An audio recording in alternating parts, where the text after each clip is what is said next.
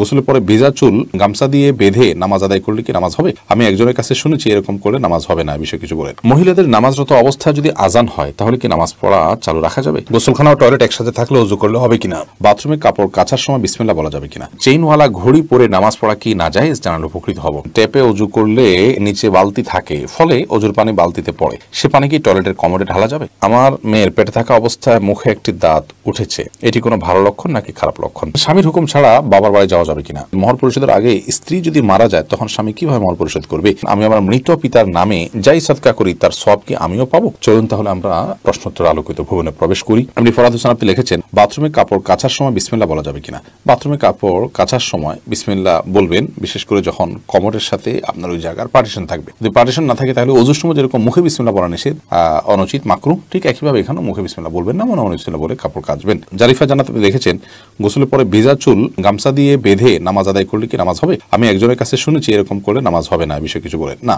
এরকম করে নামাজ হবে না এমন কোনো কথা নেই। আপনি একজন নারী হিসেবে আপনার পুরো শরীর আপনাকে ঢেকে নামাজ পড়তে হবে, শুধুমাত্র মুখমণ্ডল এবং দুই হাতের কবজি আপনি খোলা রাখবেন। এর বাইরে অন্য কোনো শর্ত নেই। আপনি গামছা দিয়ে ঢাকেন বা গামছা দিয়ে বেঁধে তার উপর দিয়ে অন্য একটা কাপড় দিয়ে ঢাকেন, কোনো অসুবিধা নেই। এরপরে কাজী ফাতেমা আপনি লিখেছেন, মহিলাদের নামাজরত অবস্থায় যদি আজান হয় তাহলে কি নামাজ পড়া চালু রাখা যাবে? যাবে, কোনো অসুবিধা নেই। আজান হওয়া হলে নামাজ বন্ধ করে ফেলতে হবে, কোনো কথা নেই। আপনি নামাজ পড়ছেন, ইতিমধ্যে আজান শুরু হয়ে গেছে, আজান মুয়াজ্জিন সাহেব দিতে থাকুক, এদিকে আপনার নামাজ আপনি কন্টিনিউ করতে থাকেন, কোনো সমস্যা নেই।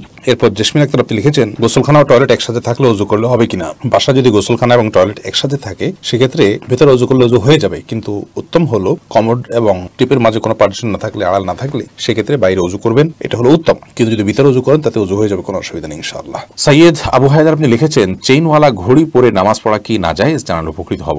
না, চেইনওয়ালা ঘড়ি পরে নামাজ পড়লে যেটা নাজায়েজ হবে এমন কোনো কথা নেই। সাবির ইয়াসমিন জান্নাত আপনি লিখেছেন, স্বামীর হুকুম ছাড়া বাবার বাড়ি যাওয়া যাবে কিনা? আপনি যেহেতু স্বামীর সংসারে থাকেন, অতএব তার সুবিধা অসুবিধা, তার প্রয়োজন ইত্যাদি বিষয় থাকতে পারে, সেই কারণে তাকে আপনি বলে যাবেন। কিন্তু স্বামী আপনাকে আপনার বাবার বাড়ি যাওয়া থেকে বঞ্চিত করে রাখবেন, যেতে দিবেন না, আটকে রাখবেন এবং তার খেয়াল খুশি মতো সে আপনাকে আপনার বাবা মার সাথে সাক্ষাৎ করা থেকে বিরত রাখবেন, সে অধিকার কিন্তু তার নাই। সেটা যদি তিনি করেন তাহলে তিনি অন্যায় করছেন। তবে হ্যাঁ, অবশ্যই আপনি চেইন অফ কমান্ড, একটি ফ্যামিলির পারস্পরিক যে বোঝাপড়া, সেটা যেন ভালো তার জন্য আপনি বলে যাবেন, এবং এই বলে যাওয়ার মধ্যে ভদ্রতা, এই বলে যাওয়ার মধ্যে নিজেদের বোঝাপড়া যে আছে সেটির প্রমাণ হয়। বিধায় এটাকে দোষণীয় মনে করা যে আমি তাহলে কি বন্দী হয়ে গেলাম, এরকমটি মনে করার কোনো কারণ নেই। কাজল আইডি থেকে আপনি লিখেছেন, ওযু করার পরে কি আয়নায় মুখ দেখলে ওযু ভেঙে যাবে? না, কোনো অসুবিধা নেই, ওযু ভাঙবে না। এমডি আবুল কালাম আপনি লিখেছেন, মহর পরিশোধের আগে স্ত্রী যদি মারা যায় তখন স্বামী কিভাবে মহর পরিশোধ করবে?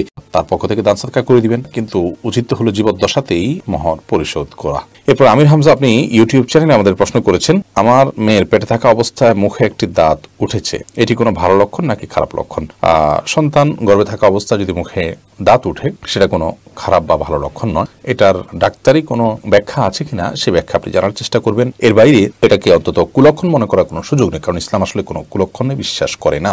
আফরোজা ইসলাম রানী আপনি লিখেছেন, নতুন ঘরে বসবাস করার আগে মিলাদ পড়ানো জায়েজ কিনা? নতুন ঘরে বসবাস করার আগে কোনো মিলাদ পড়াবেন না, এরকম কোনো নির্দেশ আমাদেরকে দেয়নি। আপনি নতুন ঘরে ওঠার সময় বিসমিল্লাহ বলে আল্লাহর নাম নিয়ে উঠে যাবেন।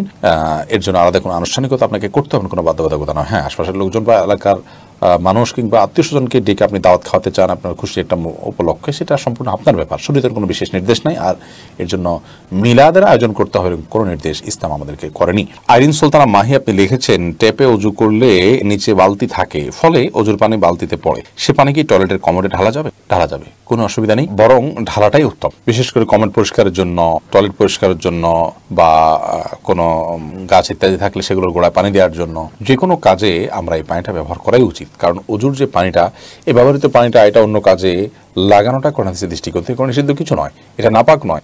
এটা আমরা হয়তো এটার মাধ্যমে পবিত্রতা অর্জন করতে পারবো না, কিন্তু অন্য যে কোনো কাজে আমরা ব্যবহার করতে পারবো। ধরুন কমোড পরিষ্কার করা কিংবা বাথরুমের ভেতরের অংশ পরিষ্কার করার জন্য পানি ঢালতে পারি, কোনো অসুবিধা নেই, কারণ এই পানিটা নাপাক নয়। এরপর নুসরাত মাহি আপনি লিখেছেন, আমি আমার মৃত পিতার নামে যাই সদকা করি তার সওয়াব কি আমিও পাবো? আপনার মৃত পিতার নামে যে সাদকা আপনি করবেন, আশা করা যায় আল্লাহ রাব্বুল আলামিন আপনাকেও এক্সট্রা হিসাবে তার সাদকার সওয়াব দিবেন। কারণ আপনি যেহেতু পরিশ্রম করেছেন, আপনি যেহেতু কষ্ট করেছেন, আল্লাহ রাব্বুল আলামিন সেজন্য আপনাকে বঞ্চিত করবেন না। কারণ আল্লাহ রাব্বুল আলামিন কাউকে তার পরিশ্রমকে পণ্ড বা ব্যর্থ হতে দেন না, যতক্ষণ পর্যন্ত সেটি আল্লাহ সন্তুষ্টির জন্য হবে এবং সঠিক নিয়মে হবে। আফিফ হাসান শুভ আপনি লিখেছেন, টাকাতে ছবি থাকে বুক পকেটে রেখে নামাজ পড়া যাবে কিনা? যাবে, কোনো অসুবিধা নেই, কারণ সেটা প্রদর্শিত হচ্ছে না, ভেতরে আছে।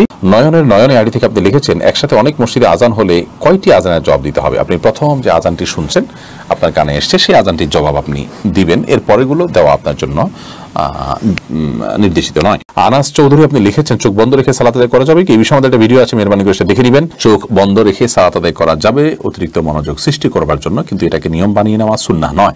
নবী করিম সাল্লাল্লাহু আলাইহি ওয়াসাল্লাম স্বাভাবিকভাবে সালাত আদায় করতেন চোখ খোলা রেখে। একটি জয়ীফ হাদিস দ্বারা জানা যায় ইহুদিরা চোখ বন্ধ করে সালাত আদায় করে, তো সাধারণ অবস্থাতে চোখ খুলে সালাত আদায় করা উচিত, কিন্তু কখনো কখনো বা আপনার মনোযোগ সৃষ্টি করার উদ্দেশ্যে চোখ বন্ধ করে সালাত আদায় করলে সেটিতে অসুবিধা নেই। ফাতেমা পলি আপনি লিখেছেন, আমার বাচ্চা ছোট, তাই আমি শুধু ফরজ নামাজ পড়ি, এতে কি নামাজ কবুল হবে? অন্য কারো সহায়তা নিয়ে আপনি সুন্নাত নামাজ পড়া উচিত। মাঝে মধ্যে যদি এরকম হয় যে অন্য কেউ না থাকে এবং আপনি অনন্য উপায় হন, ফরজ সালাত ছাড়া কোনো কিছু পড়ার সুযোগ নাই, বাচ্চা অনেক বেশি দুষ্টমি করে বা কান্নাকাটি করে বা অসহনীয় পর্যায়ে চলে যায়, তাহলে সেক্ষেত্রে করতে পারেন, কিন্তু নিয়মিত এটি করার কোনো সুযোগ নেই। যেহেতু বাচ্চা যখন ঘুমে থাকে তখন আপনি করতে পারেন, বাচ্চাকে ঘুম পাড়িয়ে নিতে পারেন সালাতের সময়, অন্যের সহায়তা নিতে পারেন, অথবা হালকা পাতলা কান্নাকাটি থাকলে সেটাকে সহ্য করতে পারেন।